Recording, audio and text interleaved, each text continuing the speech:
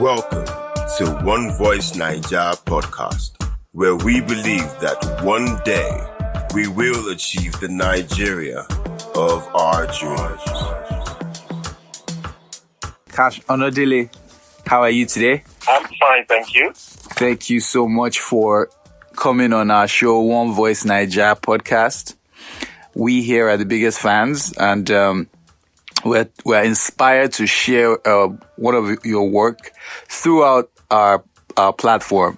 We feel it's just the perfect fit to express the artistic emotions that we're going through as a nation.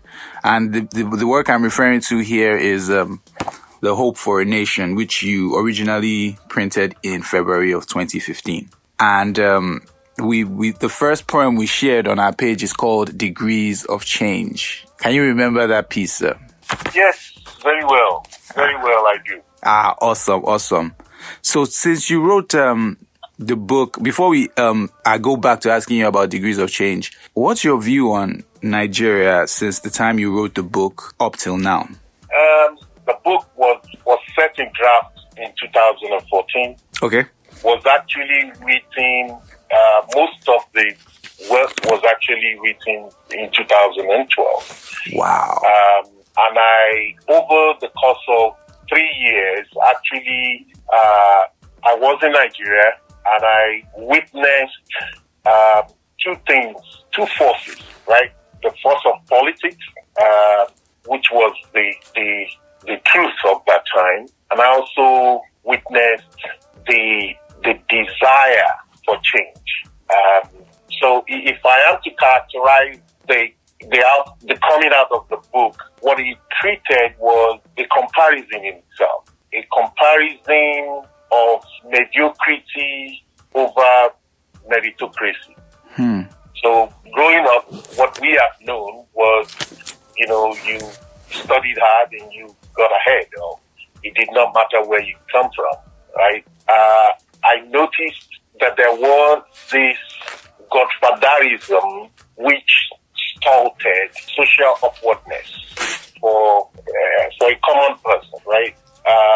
Education was no longer considered important. There were expositions of parents staying to have special exam centers and so that their kids could all score A's when they did not merit it. That sounds like the Nigeria I know. Yes, social institutions and were no longer being sold to the noble rich. It was sad to see that, and clearly we had no moral compass. In those years, I had to ask myself, there was a shredding of unity, right? There was a shredding of unity. And it could leave someone hopeless, really. You could really look at it and say, this is hopeless. You must abandon ship. You must give up on the nation. But I looked at the other side of that mirror. And that was where Degrees of Change started from. Right. We are on a path here. And that path needed to start from somewhere. So if you notice the first stanza was really trying to say, we needed to recognize things that happen in nature, actually that are permanent, that are persistent or persist in nature. They take time to mature, right? We could be angry, which is what the second stanza dealt with. We could be burning things down. We could show anger and all those type of things. But if we do reflect, we will find out that if we do not hurry through this, we could find the right things to build upon. And build we must, right? Because that is the only way to get there. There was a time when it was, these things just moved on. There is a cycle to it. The question is whether we're taking the right step at the next level. There was a time that we were not free people, really, But now we have the ability to vote. We might still be voting in the wrong people, but then one day, and I think that day has we're kind of on the precipice of that one day, we're going to realize that there is a difference in electing some people into position and having freedom. There's a difference between electing people into positions and having freedom. Yes. That's aptly said. The question is, though, has that day come? Or is it just, some people are, even with the NSAS protests, they have the feeling, same thing, different day. You see, what has happened. This is not necessarily the revolution that, some may think it is. So what do you say to that? Well, so I guess you could say, as a poet, sometimes one is philosophical about things in life. So I would look at NSAS as a birthplace for the next step, which is truly gaining our freedom. So I would give it credit for creating awareness, broad awareness of the suffering of an average Nigerian. I think it tested positively what generally our aspirations are. And our aspirations are good. We want good things. So many of the youth interviewed said things about why can't we aspire to be the best in the world? We can't do it. Many recognize the talents and the potentials in Nigerians who are far-flung, all over the world, and believe that there is a promise that could be fulfilled in the nation. The NSAS also tested positive the possibility of change. And the NSAS actually proved positive that Nigerians can organize themselves. Yes. That is on one side. That is true. So now on the other side, I will be proverbial. I will go a little bit Christian here. Okay. In Proverbs 21:5, by accurately quote, he said something about plan of the diligent bring profit, just as haste brings destruction or poverty. So if that were a yardstick, the NSAS unfortunately made organic demands for emancipation and little will materialize from it. Okay? So you can say, if I play the devil's advocate, the message they brought was lumpy, was not digestible, right? They couldn't get the government to truly do what an average man on the street would see and say, yes, that was what we gained from that. The second I would say was the demand was of immediacy, right? They wanted things to happen now, and things don't actually happen like that. So you could say, out of inexperience, that was the wrong call, right? A good calendar or pragmatic calendar will have made sense. The third I saw was that a couple of videos I watched, and some of them were saying we're all one. We don't need leadership.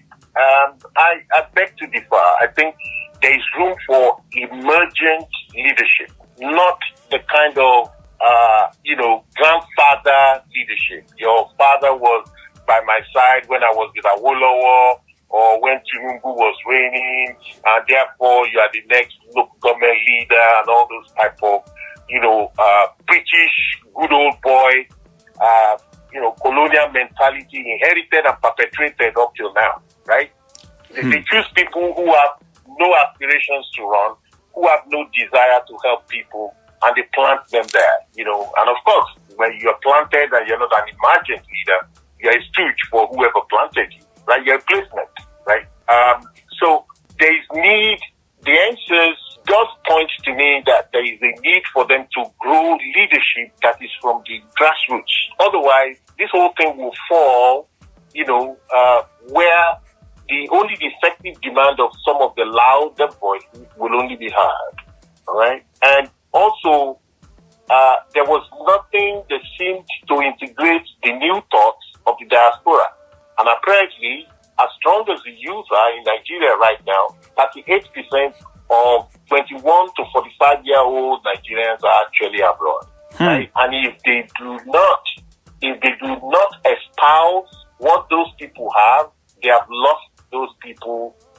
Wait, wow, that's powerful. Did you say 38%? 38%.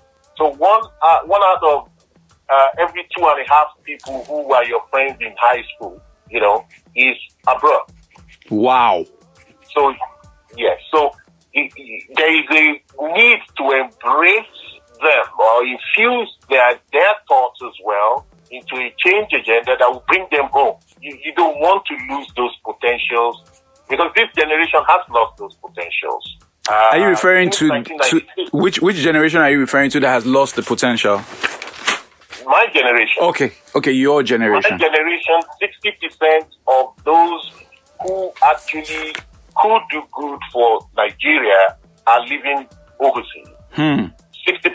60 right? of your generation. If you look at that you got 3 people in your secondary school, one to your left, you in the middle, one to your right, and you're the only one who is sitting in Nigeria because the other 2 are away. And that is a great loss. From 1996, there was this idea of harvesting what they could bring back as proceeds and pretending that was income generated by our country. But money alone does not build a country, right? Money alone. So, yes, Nigerians are remitting money. They made it easy from 1996. They created an act. One, Michael Ani was federal minister then. He removed taxes from monies remitted from abroad. And people inflowing money came in from abroad. Started coming from everywhere you could find where all these people had been disappearing to. At that time, less than 30% of Nigerians were living abroad or desired to live abroad because life was still sort of manageable. But the money, the inflows that were coming in was even more than what was our, gross national product. So it is shameful but true that we should not continue to lose the best brains. The current person nominated to be the deputy treasury in the new Biden government is a Nigerian. He's less than 40 years old. Wow. There is Obulesi, who is my generation, probably about 61, 62. Okay. And he's buying up transportation in Europe, but not in Nigeria. Oh, Adebayo Ogunlesi. Okay, yes. So all these were lost in my generation. It would be criminal to still watch it get lost in the next generation. And it would continue to do so until people see hope in their nation, right? To go back to NSAS, the last thing I thought NSAS was unable to provide us was a long-term agenda with short-term gains in some form of cycles, right? You cannot win everything. You cannot create 10 points, give it to somebody and say, do everything now. You can create 10 points, but you should demand one and negotiate that one to successful completion in the short term and keep moving. All right? Okay, since we're on NSAS and now we see that there's an opportunity for a new generation to sort of make their impact. What do you think? Let me put the spotlight on artists and as such as yourself, I would say, we're a different form of artists, from poets to actors, actresses. What do you think is the impact that they can make? What is the one thing or one subject that if they just focus on in the short term can really drive through this change that we desire? Very good question. I think there are 3 things that artists bring to a nation. They're supposed to influence our philosophy, the way we think. They're supposed to influence our being, what makes us tick as humans and what we do. They're also supposed to, in my opinion, influence our sociology, how we relate, how people grow, how the society is and things like that. So if those are the 3 things artists are supposed to influence, short term, we need to write about the pain of the average Nigerian. We need to let everybody know about that. We need to bring stories of where it is done better, right? I do not